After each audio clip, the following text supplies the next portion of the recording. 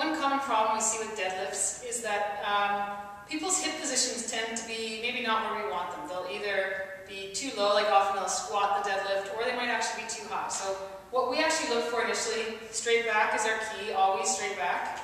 And then the next thing we look at is where are the hips when they get down to the bottom position. So as we coach them to reach down for the handles, often what happens, and I see this more with runners and cyclists, is that they tend to squat down, right? So they'll do something like this, and then they'll squat back up. So when we see that, we'll try to say, we'll start cueing less knee, more hip, less knee, stick your butt back. Sometimes sticking your butt back leads to butt back and this, so then we have to correct that. We might say chest out. But the biggest thing, what tends to happen the most often, or be the most effective when someone is squatting their deadlift, is we'll actually go up and we'll actually put their hips in position. So if someone is down here, you know, I might come and actually put my fingers on my hips here, I ask first, and then, or on their hips, and then I'll actually pull it up in the position that I want to see.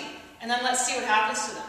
And then usually that works for that one rep. Often they go back, and I'll have to do it a few times to get them to feel the right position. On the conversely to that, sometimes people get up a little bit too high, and it just, you know, it's not necessarily wrong, like the back is straight, but it makes me a bit nervous because if there's even a little bit off, that's just a lot of, you know, the lever is pretty long on the back there, so I might actually in that case same thing, just push it down a little bit. So don't be afraid to put your fingers, your hands on a person to get them in the position that you want them to be in. Ask first, of course.